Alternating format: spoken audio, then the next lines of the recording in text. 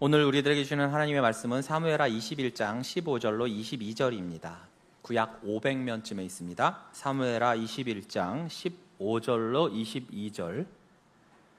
다 찾으셨으면 교독하시고 22절은 함께 읽도록 하겠습니다. 사무엘하 21장 15절로 22절. 제가 먼저 읽습니다. 블레셋 사람이 다시 이스라엘을 치거늘 다윗이 그의 부하들과 함께 내려가서 블레셋 사람과 싸우더니 다윗이 피곤하매 거인족의 아들 중에 무게가 300세겔 되는 놋창을 들고 세 칼을 찬 이스비브노비 다윗을 죽이려 하므로 수르야의 아들 아비새가 다윗을 도와 그 블레셋 사람들을 쳐 죽이니 그때 다윗의 추종자들이 그에게 맹세하여 이르되 왕은 다시 우리와 함께 전장에 나가지 마옵소서 이스라엘의 등불이 꺼지지 말게 하옵소서 하니라. 그 후에 다시 블레셋 사람과 곱에서 전쟁할 때에 후사 사람 시프게는 거인족의 아들 중에 삽을 쳐 죽였고 또다시 블레셋 사람과 곱에서 전쟁할 때에 베들레헴 사람 야레오르김의 아들 엘하나는 가드 골리앗의 아우 라흐미를 죽였는데 그자의 창자루는 배틀채 같았더라. 또 가드에서 전쟁할 때에 그곳에 키가 큰 자 하나는 손가락과 발가락이 각기 6개씩 모두 24개가 있는데 그도 거인족의 소생이라. 그가 이스라엘 사람을 능욕함으로 다윗의 형 삼마의 아들 요나단이 그를 죽이니라. 함께 읽겠습니다. 이 네 사람 가드의 거인족의 소생이 다윗의 손과 그의 부하들의 손에 다 넘어졌더라. 아멘. 예, 영원토록 우리 하나님께서 지키시리라. 그 약속하신 대로 또 그런 하나님의 인도하심과 보호하심, 또 오늘 또 성령 강림주일, 성령께서 늘 우리 안에 내주하시면서 우리를 그렇게 지키실 줄로 믿습니다. 평소에 키가 참 크시네요. 혹시 이런 말을 들으면서 살아오신 분 계십니까? 없어요? 어머 난쟁이 뭐 같냐 뭐 이렇게 그런 소리만 들으셨나? 일부 때도 아무도 없더라고요. 다 고만고만한 거지 뭐. 그런데 요즘 아이들을 보면 어떻습니까? 영양 상태가 굉장히 좋죠. 그래서 식단도 굉장히 서구식이고 그래서 그런지 키도 매우 크고 덩치도 좋아요. 또한 거기다가 또 의학적 도움까지 받잖아요. 성장판을 연해 닿네, 뭐 수술을 하네 막 그러잖아요. 그래서 키가 큰 것이 아주 장점이 되고 또 누구나 이제 소망하는 이제 그런 시대가 됐어요. 혹시 예전에 그런 얘기 들어보셨어요? 키 큰 사람은 싱거워, 아주 싱겁더라고. 그런 얘기 들어보셨어요? 네. 이 말을 누가 만들었을까요? 당연하죠. 키 작은 사람들이 만들었을 거야. 부러우니까. 마찬가지로 아주 인물값을 하고 앉았네. 이거 누가 만들었을까 이 말? 그렇죠. 못생긴 사람들이 질투해서 하는 말이에요. 이거 다. 여러분들이 그렇게 잘한다는 것은 여러분들이 그런 말을 했다는 거예요. 그럼 자연스럽게 내가 못생겼다는 뜻이 돼요. 간혹 여러분 중에 좀 유머러스하게 키 큰 사람한테 농담하기를 그런 말 하죠. 그 위에 공기는 어때? 맑고 상쾌해? 막 이런 말을 해요. 여러분이 생각하는 키가 좀 크다, 이건 한 어느 정도 되십니까? 180? 네. 예전에 뭐 우리 어르신들은 한 170cm만 좀 넘어도 키가 크다라고 하셨을 텐데 요즘엔 아까 말씀하신 것처럼 최소한 180, 185는 넘어야 키 크다는 소리를 들을 거예요. 그런데 이 정도가 아니라 한 190, 한 2m 정도 되고 몸무게도 한 120에서 150kg 정도 되는 사람을 만나게 된다면 어떨까요? 예를 들면 프로레슬링 선수라든지 그렇죠, UFC 선수 같은 사람들을 만난다면 우선은 좀 압도당할 것 같습니다. 만약에 그 사람이 고분다리 시장에 나타난다면 사람들이 와 하고 막 쳐다볼 것 같아요. 조선의 태조인 그 이성계가 그 당시로서 키가 180였답니다. 대단하죠? 그리고 그가 쓰는 활, 화살 등은 일반인이 쓰는 것보다 무게나 크기, 강도가 2배 이상이었다고 해요. 이처럼 엄청난 체격 요건을 갖춘 사람 앞에서는 사실은 두려움을 느낄 수밖에 없을 거예요. 그리고 이런 사람을 우리는 흔히 거인이라고 말을 합니다. 오늘 본문에 자주 등장하는 단어가 바로 이 거인 또는 그와 관련된 말들이에요. 그래서 16절에 보시면 거인족의 아들 중에, 18절에도 거인족의 아들 중에, 20절에 키가 큰 자 하나는, 그리고 22절에 거인족의 소생이라고 함으로써 오늘 본문의 핵심 키워드 중에 하나가 바로 이 거인임을 알 수가 있습니다. 그 중에서도 이 19절에 보시면 가드 골리앗의 아우 라흠이라는 사람이 나와요. 자, 어딘가 좀 익숙한 이름이 등장을 했죠? 뭡니까? 우리가 잘 아는 다윗과 골리앗의 그 골리앗이에요. 그 골리앗도 얼마나 대단한 그 체격 조건과 또 무기를 가진 사람이었습니까? 그럼 그 골리앗의 아우라고 하면 이 사람도 어떻다는 거예요? 형 닮아서 기골이 장대한 거인이라는 것을 우리가 알 수 있을 겁니다. 그러니까 집안 내력이라든지 뭐 유전이라든지, 그래서 그 거인 DNA가 있는데 그것을 오늘 본문에서는 거인족의 소생, 거인족의 아들, 이렇게 묘사를 하고 있는 거예요. 자, 이 거인들에 대한 역사는 매우 오래됐죠? 창세기부터 나오잖아요. 그래서 네피림이라는 거인족이 등장을 하고요.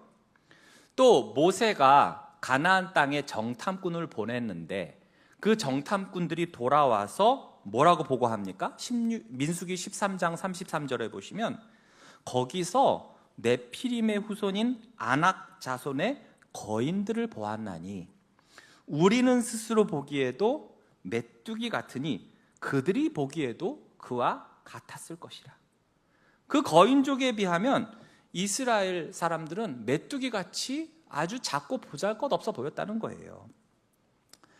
제가 고등부 사역을 할 때 저희 반에 저희 교회 옆에 서울 사대부고가 있었는데 거기 럭비부가 있었거든요. 그 럭비부 학생들이 한 9명 정도가 왔는데 제가 감당을 해야 됐었어요. 근데 저도 별로 작은 등치는 아니잖아요. 근데 얘들을 모아놓고 성경 공부를 하는데 마치 성 안에 가로막 사로잡힌 메뚜기 같은 느낌이 들더라고요. 걔들 평균 190이 넘고 다 120kg, 130kg 되니까. 자, 그런데 이렇게 메뚜기 같고 이런 이스라엘이 하나님의 도우심으로 이 거인들을 다 물리치고, 그래서 결국 이스라엘 땅에는 자취를 감췄지만 여전히 남아있는 곳이 있었다는 거예요. 여호수아 11장 22절에 보시면 이스라엘 자손의 땅에는 아낙 사람들, 즉 아낙 자손들, 거인들이 하나도 남지 아니하였고 어디에만 있었냐? 가사와 가드와 아스돗에만 남았더라. 자, 여러분, 가사, 가드, 아스돗, 여기 다 어디입니까? 예, 여기에다가 아스글론과 에그론까지 합치면 블레셋의 5개 연방 도시가 되는 거예요. 그러니까 이 말은 즉 블레셋 땅이라는 거예요. 블레셋에는 여전히 이런 거인들이 많이 모여 살고 있었다는 뜻이 됩니다. 사울 왕도 기록에 보면 남들보다 목 하나가 더 크다고 그러니까 훨씬 키 크고 건장한 자라고 했지만 그도 또한 이 블레셋 사람들을 얼마나 두려워했습니까? 우리가 일상생활에서 이런 거인을 마주친다면 좀 놀라기도 하고 좀 신기하기도 하고 흠칫 두려워할 수도 있는데, 만약에 전쟁터에서 완전 무장을 해가지고 살기등등해서 나를 죽이려고 거인이 달려온다면 여러분은 어떠실 것 같습니까? 아마 손에 힘이 다 빠져서 들었던 무기도 떨어뜨리고 다리는 후들후들 떨면서 전의를 상실할 것 같아요. 실제로 골리앗이 나왔을 때도 사울을 비롯해 모든 군사들이 막사 밖으로 나오지도 못하고 그렇게 떨었다고 했습니다. 그런데 우리의 삶에선 이런 거인들을 종종 마주치게 됩니다. 그로 인해서 전의를 상실하듯 낭망하고 절망을 해요.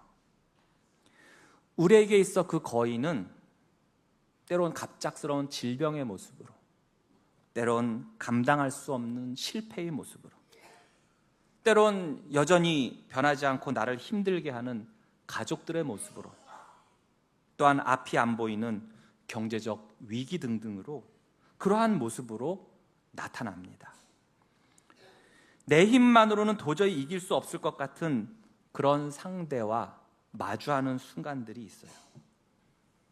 과거 한때는 그래도 나름 능력도 있고 열정도 있고 또한 믿음도 있었지만 시간이 흐르면서 몸과 마음이 연약해지고 노쇠해지고 지쳐가면 정말 싸우기가 버겁지요.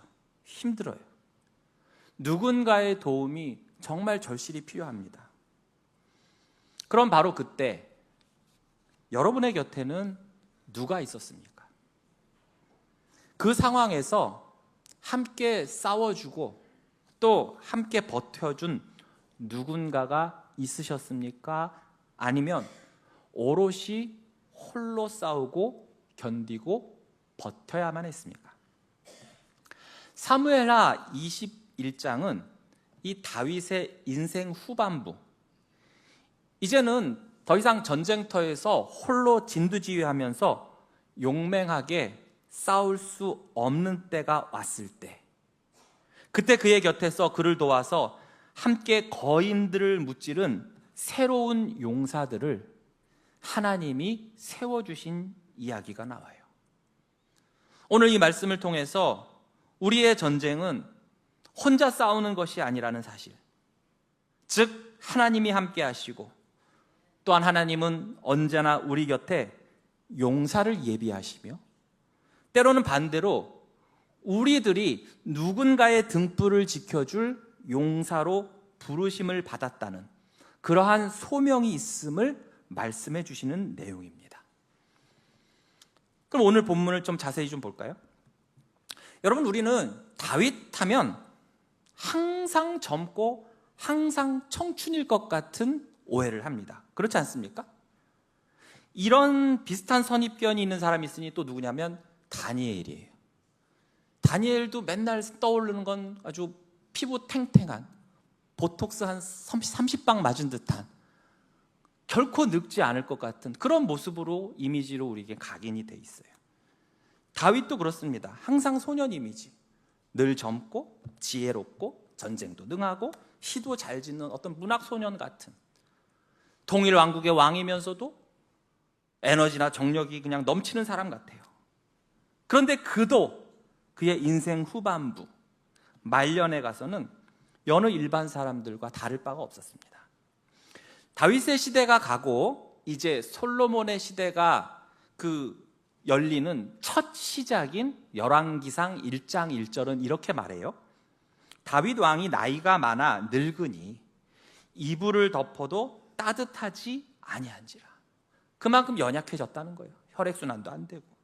그런데 오늘 본문의 시작도 비슷합니다. 15절에 블레셋 사람이 다시 이스라엘을 치거늘 다윗이 그의 부하들과 함께 내려가서 블레셋 사람과 싸우더니 다윗이 피곤하매.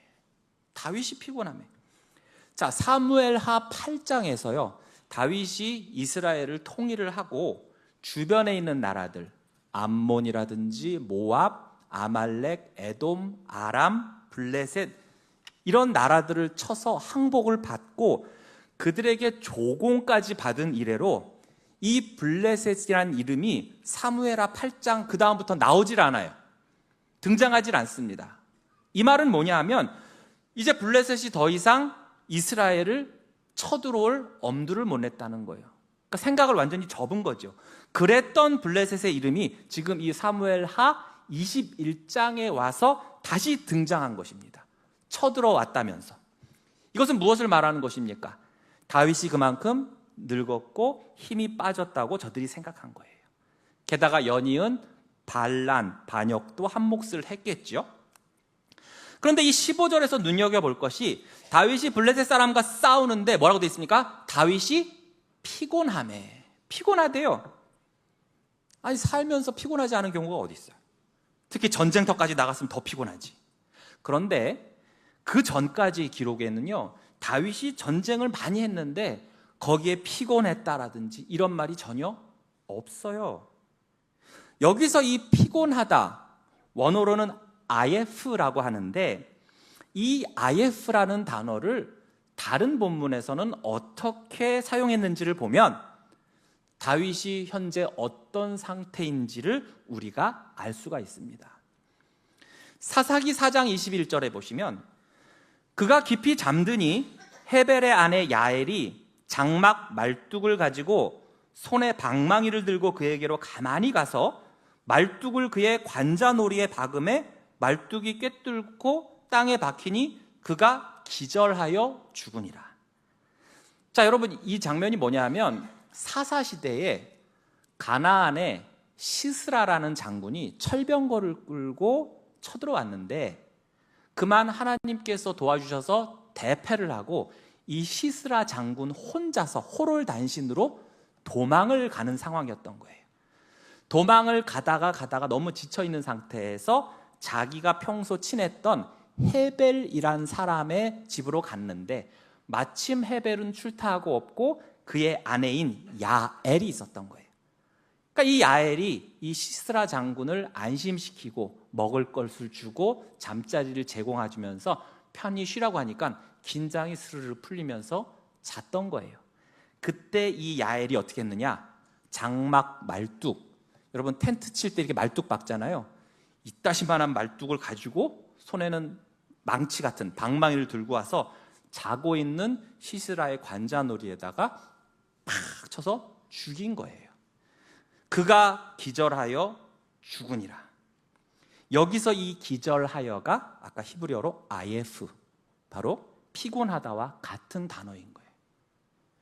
또한 예레미야 4장 31절에 보시면 내가 소리를 들은 즉 여인의 해산하는 소리 같고 초산하는 자의 고통하는 소리 같으니 이는 시온의 딸의 소리라. 그가 헐떡이며 그의 손을 펴고 이르기를 내게 화가 있도다.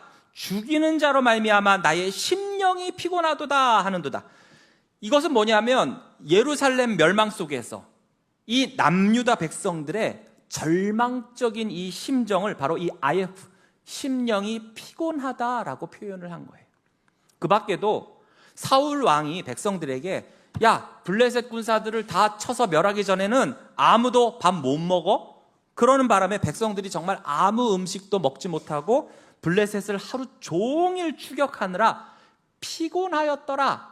그때도 이 단어 아예프를 사용했던 것입니다. 그러므로 이 다윗의 피곤함에, 이 전쟁터에서 다윗이 피곤함에 이 말은 그저 단순히 그냥 좀 육체적 피로를 넘어서서 뭐 아로나민 골드 몇 알 먹고 홍삼 한 박스 먹으면 해결될 일이 아니라 뭐라는 거예요? 더 이상 맞서 싸울 힘도 없고 그 심령까지도 완전히 무너지고 약해져 있었다는 그런 뜻이에요. 또한 정치적으로 볼 때도 이제 세대 교체와 리더십의 이양의 그 시점을 암시하는 대목이었던 것입니다. 전에는 다윗 혼자서도 이 블레셋의 거인 골리앗도 너끈히 물리쳤지만 이제는 안 돼. 이제는 힘들어. 더욱이 연이어서 등장하는 이 거인들 도저히 싸울 수가 없는 거예요. 싸워야 할 거인들은 늘어나고 계속 이들은 업그레이드 돼서 다가옵니다. 16절에 거인족의 아들 중에 무게가 300세겔 되는 노창을 들고 새 칼을 찬 이스비브노비 다윗을 죽이려 함으로. 전에 골리앗은 창이 600세겔이었는데 이 이스비브노브는 그 절반이에요. 300세겔. 그래도 이것도 대단한 겁니다. 한 3, 4kg 정도 되니까. 또 다른 거인이 있어요. 골리앗의 아우 라흠입니다. 그자의 창자루는 배틀채 같았답니다. 이 말은 창자루가 굉장히 거대하기도 하지만 또한 채가 뭐예요? 고리에 끼워서 드는 막대기를 말하는데 이 라흐미의 창자루에는 고리가 달려 있다는 거예요. 즉 창을 멀리 던지기 위해서 이 창자루에 고리를 달린 가죽끈을 감아 놓았다는 뜻으로 당시로서는 첨단 무기를 갖고 있다는 뜻이에요. 게다가 20절에는 육손이가 나옵니다. 손가락이 6개, 발가락이 6개. 6 곱하기 4는 24. 즉 손가락, 발가락 개수가 일반 사람보다 많다는 점을 들어서 이 또한 결코 범상치 않은 사람이라는 것을 나타내는 거예요. 굉장히 싸움에 능한 자라는 뜻입니다. 특히 이 적의 장수들의 이름을 분명히 기록하잖아요. 이스비브노, 삽, 라흠이 무슨 뜻입니까? 가공한 인물이 아니라는 거예요. 실제 인물이라는 거예요. 이런 자들이 다윗을 죽이려고 지금 득달같이 달려와요. 그러니 다윗은 더욱 피곤할 수밖에 없는 이런 상황에서 갑자기 용사들이 등장합니다. 17절에 요압의 동생 아비새가 나와요. 수르야의 아들 아비새가 다윗을 도와 그 블레셋 사람들을 쳐 죽이니 그때의 다윗의 추종자들이 그에게 맹세하여 이르되 왕은 다시 우리와 함께 전장에 나가지 마옵소서, 이스라엘의 등불이 꺼지지 말게 하옵소서 하니라. 전에 같은 경우에 다윗이 그 한창일 때도 암몬과의 전투에서 다윗이 직접 안 나갔죠. 결국 그 일로 인해서 무슨 일이 벌어졌습니까? 밧세바와의 간음 사건이 벌어졌어요. 그 이후로 다윗은 대호각성에서 모든 전쟁마다 친히 나갔던 거예요. 자, 그런데 지금은 그가 너무나 연약해지고 힘이 없어졌어요. 그러자 용사들이 말한 겁니다. 다시 우리와 전쟁에 나가지 마옵소서. 아비새는 먼저 다윗이 위험에 처해진 순간 즉각적으로 반응해서 왕을 보호했습니다. 그리고 나서 다른 용사들이 말해요. 왕이 다시는 우리와 함께 전쟁터에 안 나가셔도 됩니다. 이스라엘의 등불을 끄지 마옵소서. 지금 그들은 다윗을 등불로 부르고 있어요. 이젠 앞장서서 스스로 칼을 들고 싸우기보다는 이스라엘이라는 이 나라의 미래를 위해서 생명을 밝히는 중심 인물로서 보존되어야 할 그런 존재십니다 라고 말하는 거예요. 등불이 꺼지면 어떻게 됩니까? 어둠이 덮치죠. 즉 다윗이 이렇게 전쟁터에서 죽게 되면 나라 전체가 혼란에 빠지고 더 나아가서 그러다 하나님의 언약이 흔들리면 어떻게 됩니까? 그렇기 때문에 다윗 왕의 생명을 지키는 것이 최우선이라고 지금 그들은 말하는 거예요. 여러분, 이 등불이 누구에게로 종국에는 이어집니까? 이스라엘만 비추던 작은 등불이 결국에는 온 세상을 비추는, 전체를 비추는 그 참된 빛으로 오셨으니 누구십니까? 예수 그리스도지요. 예수 그리스도로 이어지고 예수 그리스도로 완성이 되는 거예요. 그러니까 이 용사들의 간구는 결국 뭡니까? 다윗 왕의 생존을 넘어서 하나님의 언약과 그 구원 계획을 이어가는데 이들이 어떻게 하겠다는 거예요? 우리도 동참하겠습니다라는 믿음의 고백이 되는 거예요.